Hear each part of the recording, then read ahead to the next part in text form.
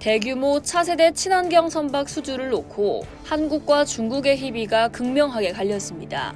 한국은 단숨에 4조 원을 확보하며 환호한 반면 중국은 씁쓸하게 빈손으로 돌아섰습니다. 한국, 조선 빅3 중 하나인 삼성중공업은 아시아 지역 선사로부터 16,000TEU급 메탄올 추진 컨테이너선 16척을 수주했다고 17일 공시했습니다. 업계에 따르면 고객사는 대만의 세계적인 선사 에버그린입니다. 에버그린이 발주한 총 24척 중 16척을 삼성중공업이 따냈고 나머지 8척은 일본 조선업체가 수주한 것으로 알려졌습니다.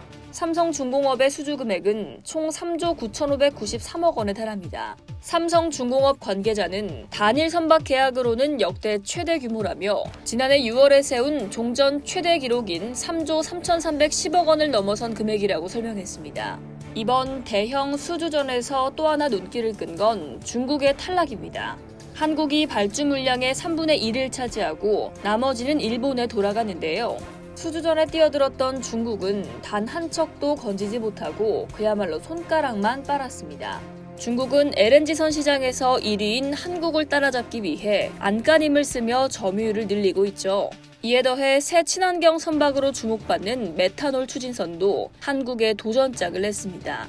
LNG선과 마찬가지로 한국의 뛰어난 기술력에 맞서는 중국의 무기는 가격, 즉 저가 공세입니다.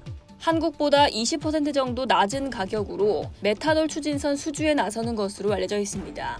선박은 거제 조선소에서 건조돼 2027년까지 순차적으로 인도될 예정입니다. 하지만 이번엔 중국의 저가 공세가 통하지 않았습니다. 메탄올 추진선 시장이 이제 막 떠오르는 시점에서 에버그린 측이 선박의 완성도를 위해 기술력보다 중요한 게 없다고 판단한 것으로 보입니다. 또 미국과의 갈등이 고조되며 국제적으로 점차 고립되는 중국의 현 상황도 영향을 미쳤을 것으로 추측됩니다.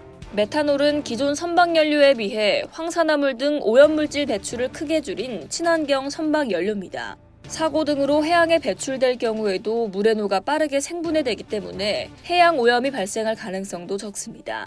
이 때문에 글로벌 선박 시장에서 메탄올 추진선에 대한 관심이 높아지고 있습니다. 노르웨이 선급이 최근 집계한 자료에 따르면 지난달 전 세계에서 발주한 LNG나 메탄올 등 대체 연료 추진선은 총 55척인데 그중 절반 이상인 29척이 메탄올 추진선이었습니다.